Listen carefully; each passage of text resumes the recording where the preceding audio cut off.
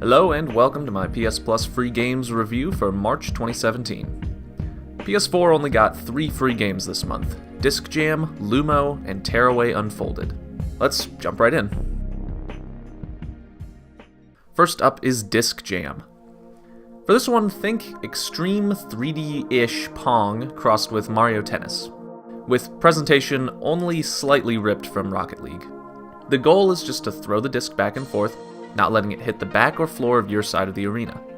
I didn't really expect much going into this one, and the tutorial only made that feeling worse.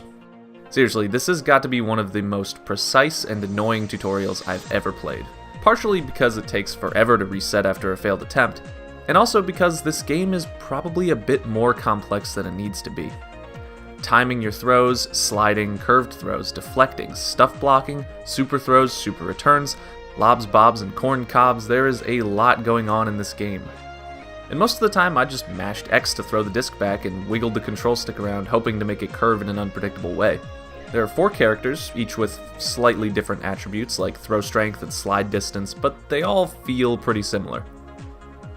There's also some cosmetic customization options and different super moves to try out. There's a lot of fluff to this game, but it actually has a surprisingly solid game at its core. The local multiplayer especially is actually a lot of fun. I'm not getting into the competitive multiplayer anytime soon, not while there's still Overwatch for me to be horrible at.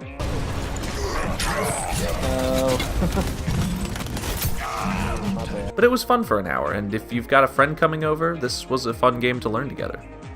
And I can see there being a lot of potential depth and strategy to it.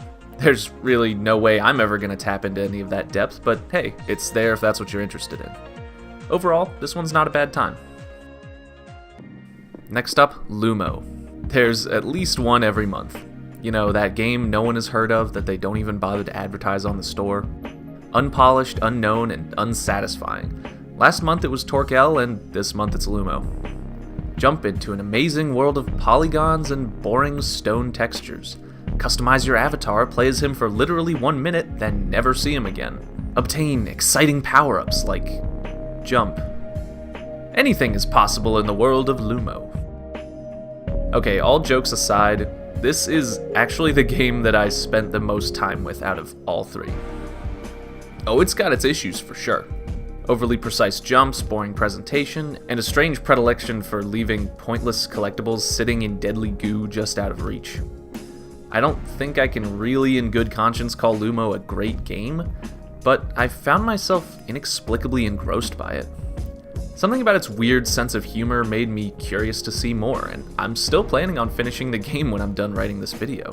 Weirdly enough, the thought in my mind that kept me playing this game was, come on, there's got to be more to this game. I'm gonna keep playing just to find out what it is. The game kept teasing me with new mechanics that got introduced and then immediately dropped, but the sense of progression I got was enough to keep me, if not excited, then at least interested. Something tells me I'm gonna be disappointed when I eventually get to the end and realize that I've wasted all my time with this stupid little wizard that can't even do magic when I'm like halfway through the game. But regardless, I'm curious to see what else this game has to offer. Give Lumo a shot if you're curious and can forgive some annoying backtracking and control issues, as well as some incredibly boring presentation.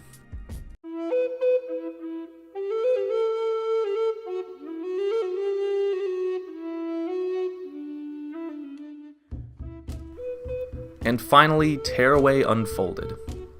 This is undoubtedly the most well-known game in the bundle, and I've saved it for last for a couple of reasons. First off, you've most likely already heard a lot of the positive reaction to this game. The original was one of about 3 games that actually came out for the Vita, so I remember a decent amount of hype for this remake, sequel, port, whatever this game is. And second, this is the opinion that I think I'll get the most flack for, but this game is just unbelievably boring. So the story in Tearaway Unfolded is about saving this cutesy paper world from evil paper things that want to destroy it because they're evil. There's really not much to be said about the story. It's cute and simple, but saying that about the story in a Media Molecule game, these guys did make the first 2 Little Big Planet games after all, It's like saying Naughty Dog games look nice, or that modern sandbox games are always overhyped. It breaks the fourth wall in some interesting ways. The player is referred to as a you in-game. Bounce pads have the same texture as the PS4 touchpad. You get to shine the PS4 controller's light bar into the world, and you can throw items into the controller and launch them back out again.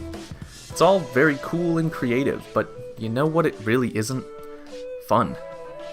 Throwing items into the controller and then back out is just a roundabout way of throwing an item the normal way. The light bar thing is cute, but I'd rather just be able to see what I'm doing without having to wave my controller around. The most fun I had in this game was giving all of these butterflies penises for wings. It feels almost hypocritical to say this now, but the game just feels juvenile. On the one hand, I get it. It's a game for kids and there's nothing inherently wrong with that. Lots of great games have been made for kids. Hell, I used to be a kid. But I want a game to be more than just pushing buttons to make pretty things happen. Not every game has to be ridiculously hard to be good. But when the most challenging thing in the game is making the damn camera do what I want it to, we've got a problem. Just like me at my high school homecoming, the camera has a terrible tendency to just stare right at the ground, which is a shame because there's some really cool stuff going on if they would just look up. Combat is boring at best and frustrating at worst. The puzzles are creative in their looks, but lack substance, which is a really good way to describe the game as a whole. Style over substance. That might be fine for some people, but Tearaway Unfolded just didn't have enough challenge in its gameplay to really engage me. Tearaway is just not a game for me. So unfortunately, just like February, I would not call any of these games must-plays. Disc Jam is fun enough with a friend, Lumo is bizarrely engaging for no good reason, and I'm probably the only person in the world who feels that way. And Tearaway Unfolded is an overhyped chore of a game that presents itself well, but doesn't leave any lasting impact. Kind of like Thor 2 or The Legend of Korra. So that was my review of the PlayStation free games for March 2017. If you liked it, leave a like and subscribe and comment and do all those YouTube things. You know the drill. See you next time.